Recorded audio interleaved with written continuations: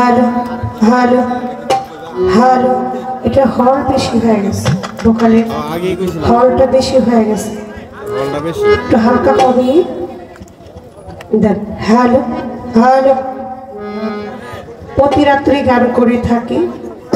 এখন প্রায় আমাদের সিজনে চলে আসছে, আজকে রাত্র হয়তো 5 রাত্র হয়ে যাবে। তা আমি 20 বছর মতো মানুষ যদি 5 রাত্র গান গাই একটা না, এটা একমাত্র সাউন্ডের জোরেই গাই, আমার পক্ষে সম্ভব না গান গাওয়া। তো আমাদের অনেক সুন্দর সাউন্ড ম্যান এবং আজকে সাউন্ড ভাইয়ের প্রতি আবারও সালাম রাখছি। তো বিশেষ করে আমার যাহা জিজ্ঞাসা ছিল অনেকভাবে জবাব করছেন। আসলে জ্ঞানী মানুষের তো জ্ঞানী কথাই থাকবে। আমি তো আগেই বলছি যে আমি নিজেই আপনার ভক্ত, আপনার গান শুনি, আপনার কথা শুনি। আর বৃহত্তম ময়মনসিংহ ডিস্ট্রিক্টের ভিতরে এখন বর্তমান আলোড়ন সৃষ্টি করেছেন আপনি, পল্লী বাউল হবিল সরকার। তো বিশেষ করে এই নামটার উপরে কিন্তু মানুষ হয়তো 50,000-এরও বেশি হয়, এটা আমি জানি। তো যেহেতু আমি ওনার কাছে দুটি কথা রেখেছিলাম, অনেক চমৎকার করে জবাব করেছেন। তো আমাকে বলতেছে কথাগুলো একটু গুছায় লিখতে হয়। আচ্ছা, কোনোদিন কি কোনো কিছু শিখাইছেন, কইতে পারবেন? এইটা কেমনে কইলেন, আপনি শরম করে নাই? একদিন তো একটু বয়া শিখান নাই যে এটা এমনি, এটা অমনে, এটা অমনে না, কোনোদিন ফোনেই কিছু কইছেন আমার? এটাই আপনার কাছে প্রশ্ন, আপনি এটা কেন জিগাইলেন? কারণ আপনি আমার গুরুরে চিনেন, আমার গুরুর সাথে আপনি সঙ্গ করছেন, গান করছেন, সকল কিছু ঠিক আছে, আমি সবই জানি। আপনি যখন গান গান আমার গুরুর সাথে, তখন আমি আমার উস্তাদের সাথে হারমোনিয়াম বাজাই, এটাও আপনি জানেন। কিন্তু আমি বলছি যে যে প্রশ্ন করছে এটা আমিও জানি না, আমার উস্তাদেও জানে কিনা সন্দেহ। আমার উস্তাদ জানে কিনা সেটা আপনি জানেন, আপনি বলছেন, কিন্তু আমি তো আর জানি না। আমি তো এটা বলছিলাম। তো এখন আরেকটা প্রশ্ন আবার উত্তর দিয়ে, আগের কথার উত্তর দিয়ে একটা প্রশ্ন করে গেছে, এটা হলো কোরআন মোতাবেক। আচ্ছা কোন দিহি, এত কঠিন কঠিন প্রশ্ন যদি আপনি আমারে করেন, এটা কি হইল? আমি কোরআনের কি বুঝি? আমি কোরআনের কি বুঝি? আপনি যে আমাকে কোরআন থেকে প্রশ্ন করছেন, প্রশ্ন যেটা করছেন জবাব তো দেওয়ার লাগবে নাকি? কয় জবাব যেমনেও কেমনে দিয়া লাইছে। আচ্ছা, আপনার সাথে যদি আমি জবাবটা না দিই, এখানে ইউটিউবার ভাইয়েরা আছে, এটা তো ভাইরাল করে দিবে, বলবে যে শেফালী দাস পারে নাই। আর যদি মনে করেন জবাব দিতে পারি, তাহলে তো এটা আমার জন্য অনেক ভালো যে অভিষেকের লোকে গান গাইছিলাম। তো আমাকে প্রশ্ন করছে, কোরআনের ভিতর একটি আয়াত আছে, যে আয়াতের ভিতরে যে বর্ণতা এবং ফ্রেশ কোনো কিছুই নাই। তা আমি জবাব করব। আমি আগে একটা আমার পালা মোতাবেক একটি গান করি, তারপর যেহেতু বিচ্ছেদ গান করছে চেষ্টা করব আগে পালার কাজটা সেরে নি।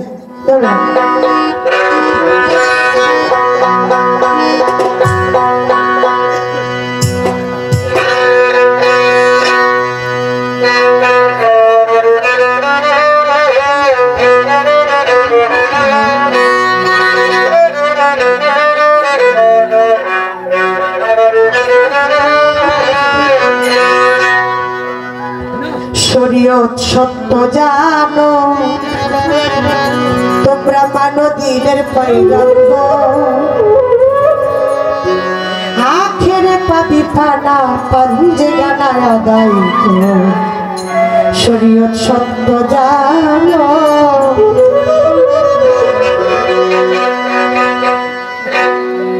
শরীয়ত সত্য জানো, তোমরা মানো দিনের পয়গম্বর, মানো দিনের পয়গম্বর, আখেরে পাবি পানা, আখেরে পাবি পানা পাঞ্জে গানা আদায় করো। শরীয়ত সত্য জানো, ও শরীয়ত সত্য জানো।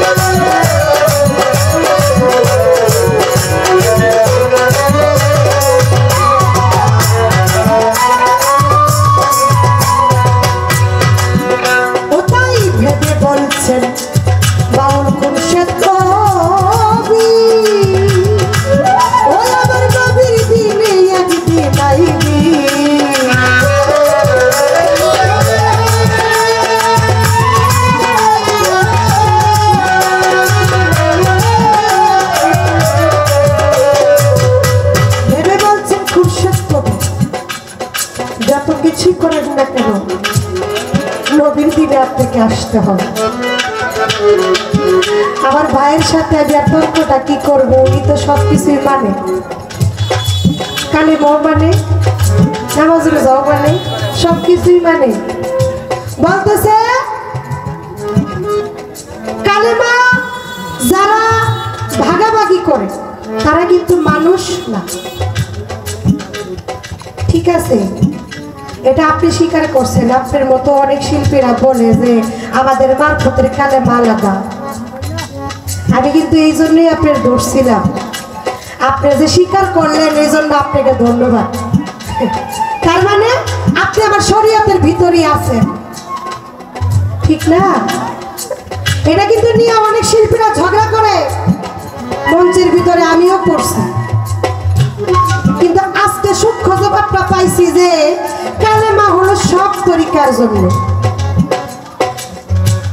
শরীয়ত, হকিকত, তরিকত, তারিকত, সব তরিকতের জন্য হলো কালেমা একটাই, সেটা হলো লা ইলাহা ইল্লাল্লাহু মুহাম্মাদুর রাসূলুল্লাহ।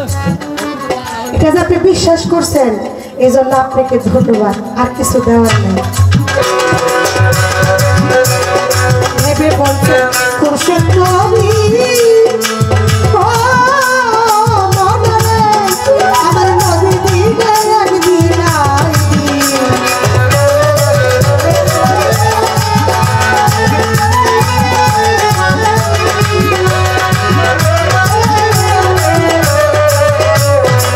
ভেবে বলছেন খুরশেদ নবী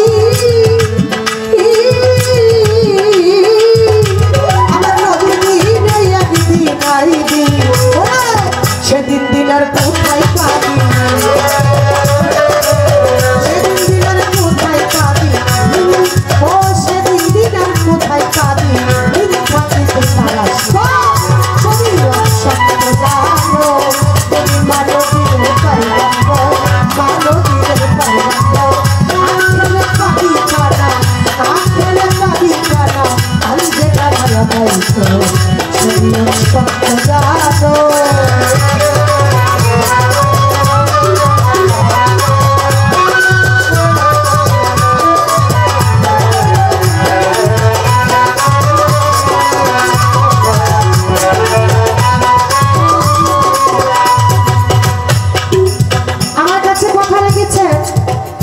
আমি ছোট করে জবাব দেওয়ার জন্য চেষ্টা করব, যেহেতু রাত্র প্রায় অনেক হয়ে গেছে। আমরা কিন্তু পালা গানটা খুব কম শুনি, যে মঞ্চে যাই পালা গান কিন্তু এত সময় ধরে শুনে না। আজকে অনেক সময় ধরে আপনারা পালা গান শুনেছেন, সেজন্য আপনাদের প্রতি আমরা কৃতজ্ঞতা জানাচ্ছি। তো আমার কাছে প্রশ্ন করেছেন, কুরআন মোতাবেক একটি আয়াত আছে, সেই আয়াতের ভিতরে যে যেমন দুটি আয়াত আছে, সেটা হলো যে যেমন এবং প্রেস নক্তা, 3 নক্তা ওই আয়াতের ভিতর নাই। সেই আয়াতটা হলো যে আয়াত পড়লে আমরা আখিরাতে মুক্তি পাবো, যে আয়াতের কারণে আমরা দুনিয়াতেও শান্তি পাবো, যে আয়াত পড়লে আমাদের নবী করিম সাল্লাল্লাহু আলাইহি সাল্লাম আমাদেরকে শাফায়াত করবেন, যে আয়াতের জোরে আমার মালিক আমাদেরকে মাফ করে দেবেন। সেই আয়াতটা কি? লা ইলাহা ইল্লাল্লাহু মুহাম্মাদুর রাসূলুল্লাহ। আপনারা যে ওনার কথায় সুবহানাল্লাহ পড়ছেন, আমার কথায় পড়বেন না? পড়েন, বলেন সুবহানাল্লাহ, কারণ এর উপরে কোনো হায়াত নাই। এটাই হলো সর্বপ্রথম আয়াত এবং এটাই হলো সর্বশেষ আয়াত। আপনি যতক্ষণ পর্যন্ত বেঁচে থাকবেন এই আয়াতটা আপনার অক্ষরে অক্ষরে মনে রাখতে হবে। আপনি যে কোনো কাজে যান, আপনি সেই মহান আল্লাহ রাব্বুল আলামিনের এবং মহান দয়াল নবীর নাম আপনার মুখে নিয়ে বের হতে হবে। যদি আপনি সেই নামটা স্মরণে রাখেন তাহলে আপনার সকল কাজের ভিতরে আপনার সফলতা হয়ে থাকবে। এইটা ছিল তিনার কথা।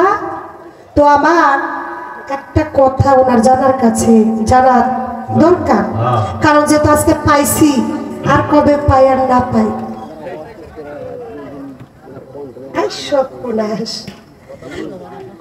আমার দুলাল বাজার আমার কথার শুনে আমাকে 500 টাকার মাধ্যমে আমাকে দোয়া আশীর্বাদ করেছেন। আর বাজারের প্রতি আমি আমার অন্তঃস্থল থেকে সালাম জানাচ্ছি এবং আমার বাজার একলাস তালুকদার সুরকার এবং গীতিকার আমাদের নেত্রকোনা বাংলাদেশ সমিতির সেক্রেটারি ওনার প্রতিও সালাম জানাচ্ছি। আসসালামু আলাইকুম। তো ওনার কাছে আমার একটি কথা জিজ্ঞাসা থাকবে, জানার বিষয় থাকবে যে আপনি বলবেন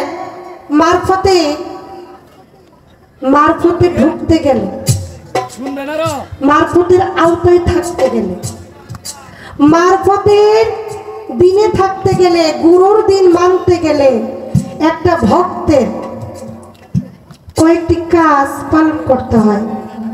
তো কয়েকটি বলতে হবে না, আপনি যদি পারেন আমাকে 2-3টা কাজের কথা বললেই হবে, তাহলে আমি বুঝবো গুরুর কাছে যাইতে গেলে আমার এই ধরনের কাজ আদায় করে যাইতে হবে। এটা গুরুর কাছে যাওয়ার আগে ওই কাজগুলো আমার আদায় করে যেতে হবে।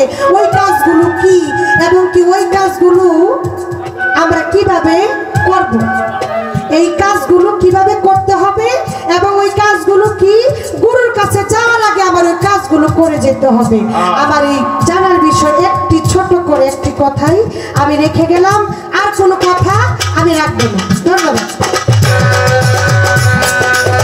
আল্লাহর বাড়ি কোরআন খানি ও নবী পাহাড়ে বিজিতে চিনি পাহাড় বলে হইতো গাড়ি,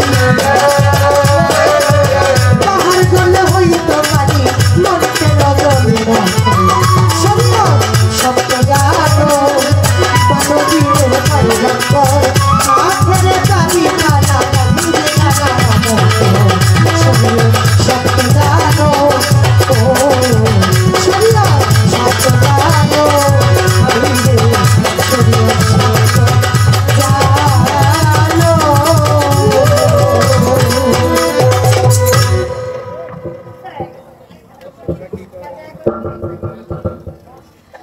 তোমার পালা মোতাবেক কথাও শেষ, গানও শেষ। বিচ্ছেদ গানে চলে গেছেন আমার দাদা ভাই। তুই আমারে করলি পাগল আমার সকল নিয়া বন্ধু বৈদেশিয়া মন নীলাকারী। তো আসলে আমি চেষ্টা করব আমার মন থেকে একটি গান করার জন্য। তো আমি জানি না এটার পিছনে হয় কিনা, তারপরে চেষ্টা করছি। ধন্যবাদ।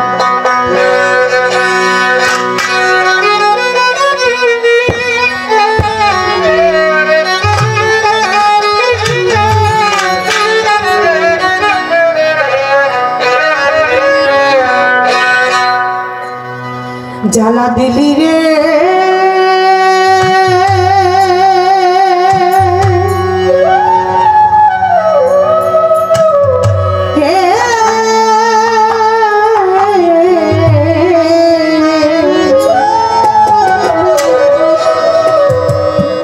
বুকের ভিতর জ্বালা পোড়া খাওয়া গাইলি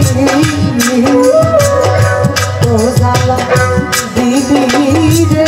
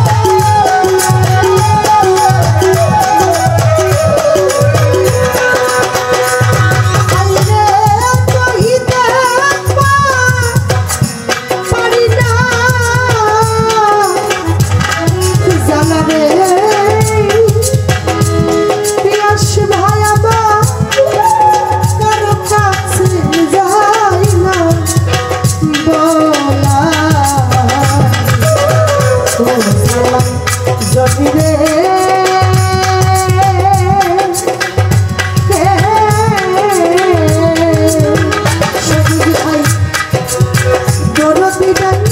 সংসারে কার কাছে বলি জ্বালা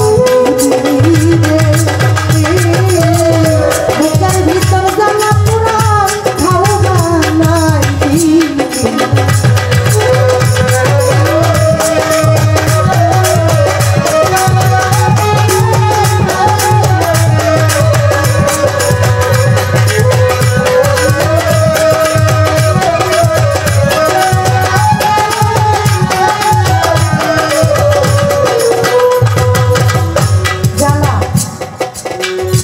জ্বালা জিনিসটা সকলের ভিতরে আছে,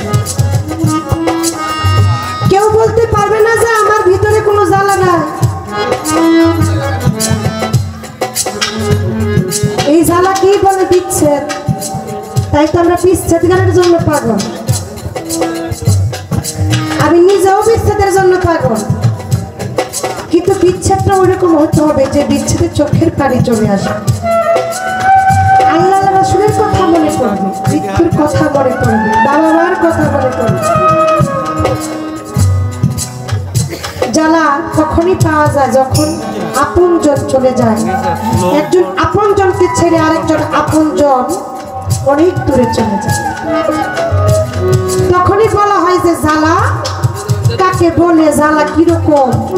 তখন বোঝা যায় যে জ্বালা কিরকম। যে জ্বালা আমি পাইছি, আমার জীবনে অনেক বড় বড় জ্বালা পাইছি। এই যে এখানে আমার একলাস বাজান, উনাকে দেখলে আমার চোখের পানি ধরে রাখতে পারি। আমি গান করতে আসছিলাম কাশীগঞ্জ, তো লকডাউন ছিল, করোনার লকডাউন ছিল। আজানের ফজরের আজানের পর মেন রাস্তায় কোনো গাড়ি চলতে দিত না, পুলিশে বাধা দিত। তো তাড়াতাড়ি করে গান শেষ করে আমরা 3টার দিকে রওনা হয়ে গেছে বাড়ির দিকে। এমন সময় রাস্তায় একটা গাড়িও নেই, শুধু আমার সিএনজিটা ছাড়া। অনেক জায়গায় সিএনজি নিয়ে যেতাম, তো এখনো নিয়ে যাই, কিন্তু ভয় থাকে ভিতরে। হঠাৎ করে আমাদের পিছন থেকে নাইট কোর্সে ধাক্কা দিল। ধাক্কা দেওয়ার পরে আমার জন্মদাতা পিতা ছিল আমার সাথে, উনি জায়গায় পড়ে জায়গায় মৃত্যু হয়ে গেছে। আমার মাথায় 14টা সেলাই। আমি যে গান করবো এখানে দাঁড়ায়, এই শক্তিটা আমার ছিল না। আমি শুধু একটা ফোন দিছিলাম সর্বপ্রথম, সেটা হলো এই যে একলাস তালুকদার, উনার কাছেই একটা ফোন দিয়া একটা চিৎকার দিছিলাম। দেওয়ার পরে আমাকে উনি কিভাবে যে বাড়িতে পাঠাইছে আমি জানি না, আমার বাবার লাশ কিভাবে আনছে তাও আমি কইতে পারি না। সেদিন থেকে উনাকে আমি আমার বাবার মতো বলি ডাকি, বাবার মতো বলি মানি। আজকে আমি এখানে আসছি, আমি কিন্তু উনাকে বলি নাই। উনি আমার কথা শুনে উনি চলে আসছে, আমি উনাকে দেখে আমি অবাক হয়ে গেছি। বলতেছে তুই এই জায়গায় আইসুস, আমার তো বলস নাই। আমি কি কাকা আপনি তো অসুস্থ, উনি কিছুদিন আগে অ্যাক্সিডেন্ট করে ওনার পা ভেঙে গেছে, এই জন্য অনেক জায়গায় উনি যেতে পারে না। আমার সাথেও বিভিন্ন জায়গায় উনি প্রোগ্রামে গেছে, উনি নিজেও আমাকে প্রোগ্রাম করায়। এই হবিল ভাইকে অনেক ভালোবাসেন উনি। তো অসুস্থ বিদায় আমি অনেক জায়গায় ওনাকে ফোন করি না, কিন্তু আজকে আমার কথা শুনে যে উনি চলে আসছে, আমি মনে করতেছি আমার বাবাই নিজে চলে আসছে। ওনাকে দেখে আমার বাবার কথা মনে পড়ে বেশি, কারণ আমার বাবার পকেটে 2টা সিগারেট ছিল। যখন আমার বাবাকে কষ্ট করে, ওই শার্টের পকেটে 2টা সিগারেট ছিল, ওই সিগারেট গুলো আমার সামনে খায় আর কয় অনিল বাবুর 2টা সিগারেট আমি খাইতেছি, তুই দেখ। তখন থেকে আমি ওনাকে আমার বাবার প্রতি জানি। কিন্তু আসলে এই যে হারানোর ব্যথাটা, এটাকে বলা হয় বিচ্ছেদ। এই বিচ্ছেদটা সকলের কাছে আছে। কেউ বাবা হারিয়েছে, কেউ মা হারিয়েছে, কেউ প্রিয়জন হারিয়েছে, কেউ গুরুজনকে হারিয়েছে, কেউ ভাই বোন হারিয়েছে, কেউ সন্তানকে হারিয়েছে। আপনি এই গানটা যেভাবে নেবেন, এই বিচ্ছেদ গান কাকে বলে? হারানোর ব্যথাটাকে নিয়ে বলা হয় বিচ্ছেদ গান। তাই কবি কি বলছে তার গানে?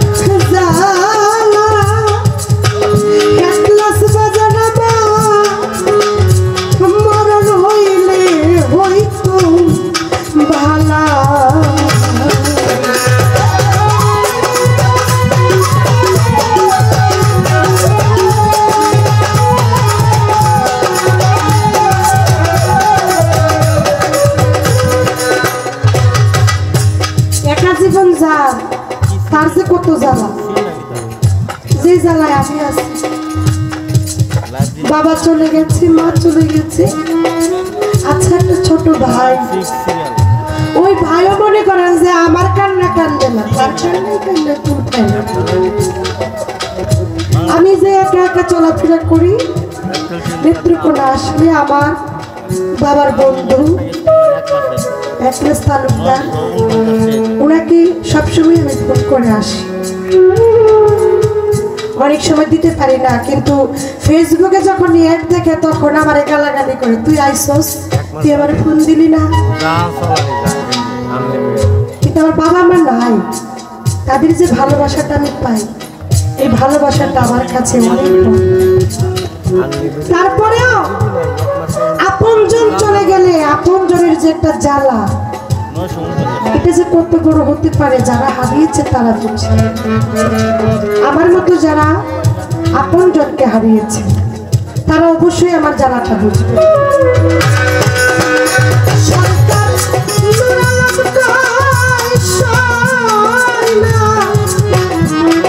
দুলাল বাজার সয়না যা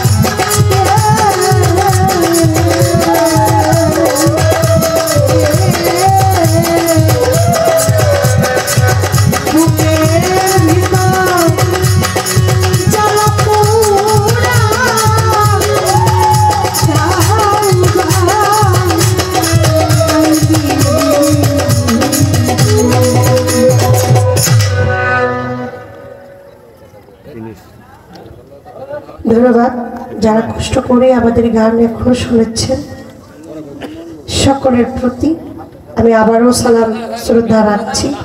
আসসালামু আলাইকুম।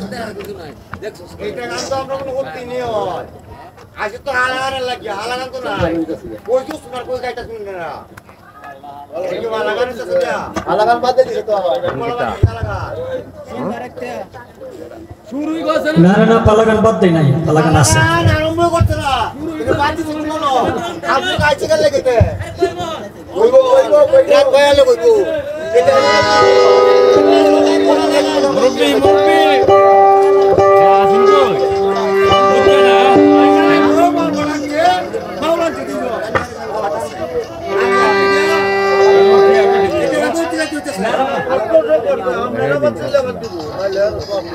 হ্যালো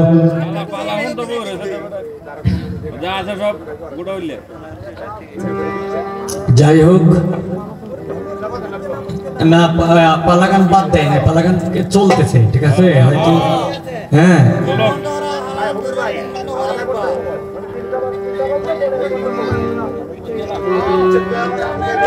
তবে যাই হোক, মানে এই পালাগানের মধ্যে কিছু গুরুত্বপূর্ণ কিছু কথা আছে। হ্যাঁ এইগুলি কিন্তু মানে এই গাইতে থাকলেই আর পলাইতে পারলেই কিন্তু বলা যায়। হ্যাঁ, যেমন মানুষের জন্য, জীবনের জন্য। আপনার সঙ্গে আমার দেখা হয়েছে।